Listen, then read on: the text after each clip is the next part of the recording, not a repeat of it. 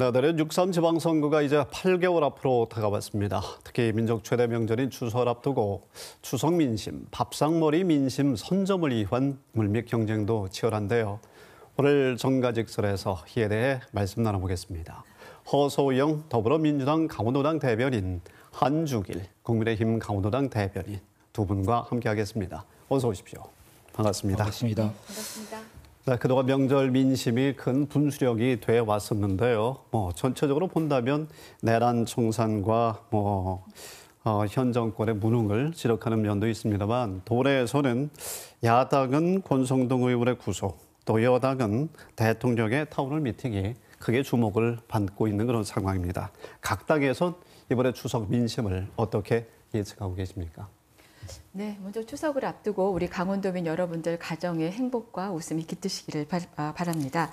우리 더불어민주당 강원도당은 이번 추석 더 깊이 도민 속으로 그리고 더 멀리 도민과 함께 가겠다는 마음으로 민심 1번지라고 할 수 있는 전통시장을 찾았습니다. 네. 이에 앞서서 이재명 대통령께서 1, 2차 민생회복 쿠폰을 전국적으로 지급을 하면서 그 지역 내 경기를 진작시키는 마중물 그런 역할을 했고요.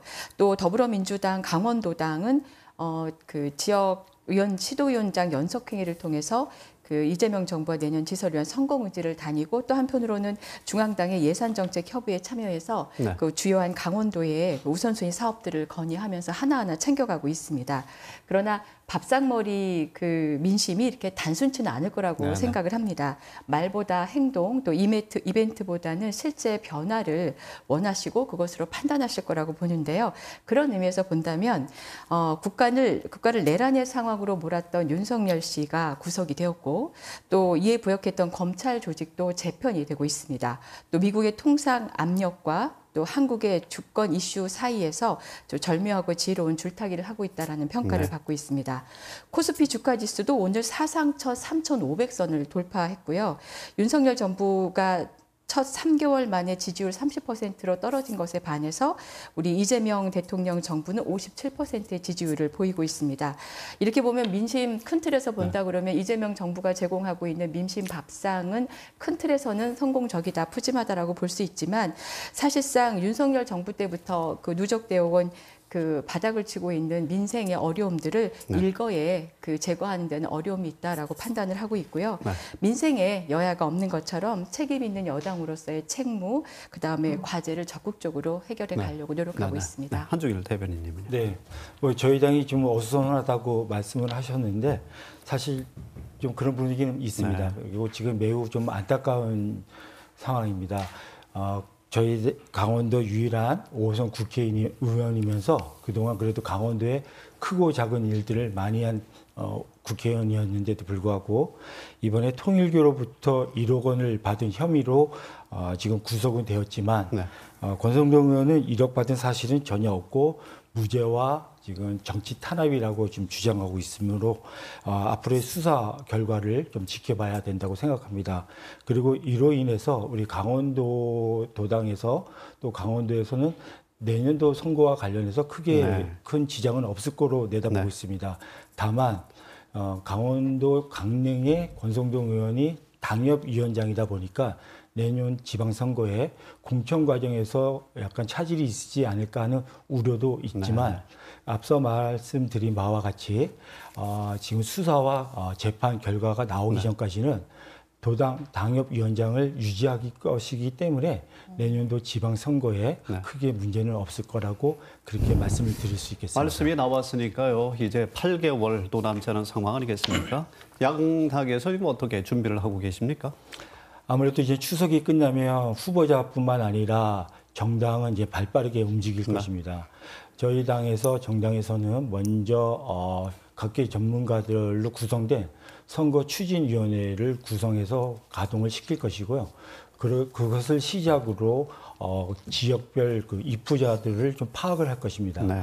그리고 그 다음으로 저희 그 지역에 맞는 공약을 개발하고 만들어서 그것을 진행할 거라고 좀 보여지고 있고요. 네. 다만 인재 부분에 대해서는 우리 그 당대표께서 선거 과정에서부터 계속해서 주문했던 것이 네.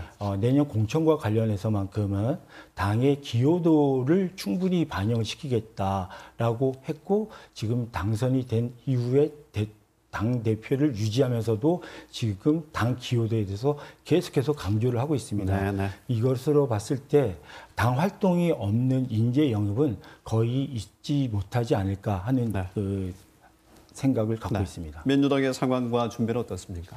예, 저희도 어떤 의미에서 보면 인재 영입 부분에서는 좀 비슷한 것 같은데요. 사실상 인재 영입은 당내에 이제 충분한 인적 자원이 없을 때 그 수요라는 것도 있고 또 지역의 요구에 따라서 그 확보되는 경우도 있는데 이제 더불어민주당이 오랫동안 이제 거대 정당으로서 성장하는 과정에서 그리고 또 이번에 이재명 대통령이 또 그 선전해 주시는 과정에서 많은 분들이 이미 입당을 했습니다. 그래서 특별한 그 인재 영입을 거치지 않고 좋은 선수들이 지금 모이고 있다라고 말씀을 드릴 수 있겠고요. 또 저희 같은 경우에는 지방선거 기획단 TF를 그 대선 끝나고 바로 또 준비해서 시작을 해왔고 그 지방선거를 위해서 선출직 평가위원회를 구성하고 선거 출마자들에 대한 검증 과정도 지금 진행하고 있습니다. 그리고 강원도당의 그 싱크탱크라고 할 수 있는 강원민주연구소에서 8개 지역위원회를 순회하면서 정책 토론회를 진행을 하고 의제를 발굴하고 또 동시에 그 11월에 정책 아카데미를 열게 됩니다. 그래서 핵심 당원과 그 교육 또 정책 또 인력을 발굴하는 그런 과정을 거치게 되겠습니다. 네. 6.3 재방선거 이제 8개월 정도 남았는데요. 앞으로 어떤 이 중요한 변수가 있을까? 여당에선 4년 전처럼 대선의 영향을 기대할 테고 또 야당에서는 도내의 우세 정당으로서 기대하는 바가 또 다를 텐데요.